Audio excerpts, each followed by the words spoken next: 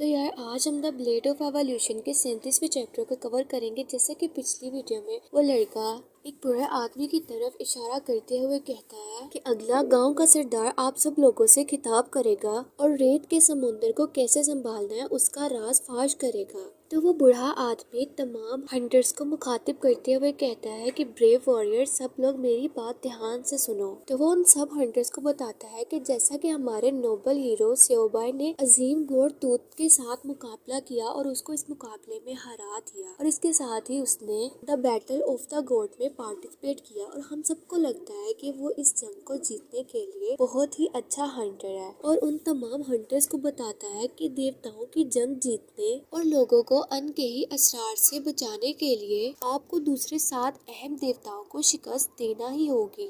और वो उन्हें कहता है कि एसोसिएशंस के डाटा के अकॉर्डिंग हमें एक एक करके देवताओं के दूसरे टुकड़ों को जमा करने की जरूरत है और इसके बगैर हम आगे बिल्कुल भी नहीं बढ़ सकते। और वो बहुत मायूसी के साथ उन्हें बताता है कि वो जमीन के देवता है और दोबारा जन्म लेने वाले ओसिरिस के खुदा हैं, तो हमें बहुत संभल के कदम रखने होंगे। तो उन एसोसिएशन का हंटर उस बुजुर्ग से पूछता है कि क्या बाकी बॉसेस की कैप ओसिरिस बॉसिक है। तो वो आदमी उसे बताता है कि तुम तो वहाँ बच्चे हो, तुम तो अभी से नॉन स्टॉप यब कर रहे हो कि यहाँ किस किस का एनपीसी है। उस आदमी की ये बातें सुनते ही ओनर का सर चिकराने लगता है और वो उनसे कहता है कि प्लीज आप लोग कैरी ऑन रखें, मुझे इन सब में नहीं पढ़ना। तो रेड उनसे कहता है कि यही वजह है कि ये बहुत ज्यादा ज़हीन है हमसे। तो वो बूढ़ा आदमी अपनी छड़ी को जमीन पर मारते हुए उन्हें कहता है आप एक देवता को शिकस्त देने के बाद एक पिरामिड को रोशन करेंगे, सिर्फ तमाम छोटे पिरामिड को रोशन करके क्या आप बड़े पिरामिड को रोशन कर सकते हैं और देवताओं की जंग का कंटेंट तैयार कर सकते हैं। और जैसा कि देवताओं की जंग का मवाद है, क्या आप उन लोगों का वेलकम कर सकते हैं। और वो उन्हें बताता है कि ये एक तवील अरसा पहले हो चुका है, जैसा कि यहाँ कुछ तो है। वो बूढ़ा आदमी ऐसा कहते हुए उन्हें पहले जमाने की एक स्टोरी सुनाते हुए बताता है कि बिल्कुल इब्तिदा में रेत के समुद्र पर आर्य की हुकूमत थी। इसके दौरे हुकूमत में लोग अमन से रहते और काम करते थे। और उन्हें बताता है कि लेकिन देवताओं का वक्त खत्म नहीं हुआ। जब एक के बाद एक 8 बड़े देवता नमूदार हुए तो रॉ गहरी नींद में चला गया। और वो उन्हें बताता है कि 8 देवताओं ने रॉ के तख्त के लिए एक दूसरे से जंग की और एक सच्चे देवता का तयन करने के लिए दुनिया अफरा तफरी में उतर गई। 8 अहम देवताओं ने देवताओं की जंग शुरू की और उन्हें बताया गया कि सिर्फ डिसेंडेंट गॉड को ही रेत के समुद्र के हकीकी मालिक के तौर पर देखा जाएगा।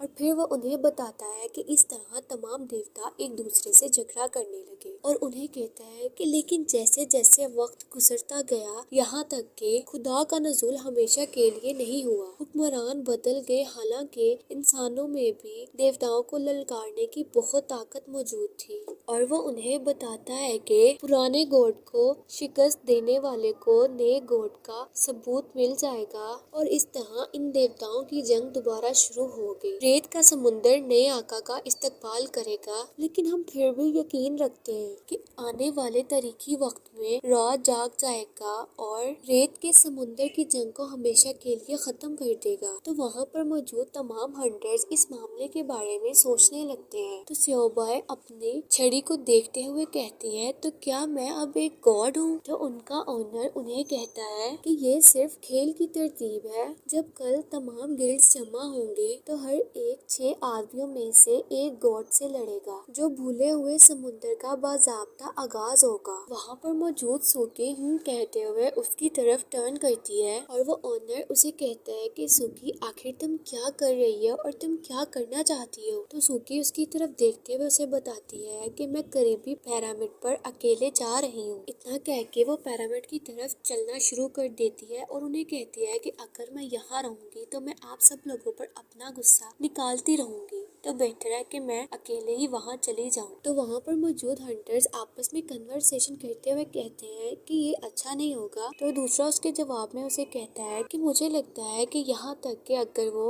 स्क्वाड में कहती है तो वो सब एक अनस्टेबल फैक्टर ही होगा। तो उन हंटर में से रेड उस बूढ़े आदमी से पूछता है कि क्या हम पिरामिड को तनहा कर सकते हैं, क्या पिरामिड को तनहा किया जा सकता है। तो वो हंटर उसे बताता है कि अगरचा बहुत कम लोग ऐसा करते हैं और ये नजरियाती तौर पर मुमकिन है। तो वो ओनर हंटर्स को बताता है कि पिरामिड एक लचकदार मैकेनिज्म का इस्तेमाल करता है। ये सब खुद ब खुद इसकी कोशिश करने वाले लोगों की तादाद के मुताबिक डिफिकल्टीज को एडजस्ट करता है। यहाँ तक कि इसे तनहा करने का खतरा दूसरे डंगन से कहीं ज्यादा है। तो रेड कहता है कि तो इन हालात में मैं या फिर हम सब अकेले वहाँ करीब तरीन पिरामिड पर जाते हैं, क्या कहते हो। तो दूसरा हंटर रेड से पूछता है तो क्या आप भी वहाँ अकेले ही जाना चाहते हैं। तो रेड से कहता है क्योंकि मैं जानता हूँ कि मेरे मेंबर्स मेरा सपोर्ट करने के लिए कभी नहीं आएंगे। और वो जलती हुई आग को देखते हुए उसे कहता है कि यही वो भरोसा है जो उन्हें मुझ पर है। इसके बाद दूसरी तरफ ज़ैंगरेन उस मैकेनिज्म से पूछता है कि आपको कैसे पता चला कि मैं यहाँ पर मौजूद होऊंगा और मैं आज ही यहाँ पर आऊंगा। और वो उनसे कहता है कि अगर लॉजिकली मैं बात करूँ तो किसी को भी नहीं पता था कि मैं स्काई टावर के अंदर मुकाबला करने के लिए गया, और मुझे यकीन है कि आप भी किसी को नहीं बताएंगे। तो वो उसे बताता है कि ऑफ कोर्स मैंने कुछ छोटी टेक्निक का यूज किया जैसे कि गामा सिस्टम और बैकडोर। और वो उसके कंधे पर हाथ रखते हुए ज़ैंगरेन से कहता है कि मैं डंकन्स के पर्सन को अच्छे तरीके से जानता हूँ, लेकिन मैंने ये बिल्कुल भी एक्सपेक्ट नहीं किया था कि तुम कोई और डंकन्स में भी जाकर लड़ते और मॉन्स्टरों के साथ मुकाबला करते हो। और मैं तुम्हारी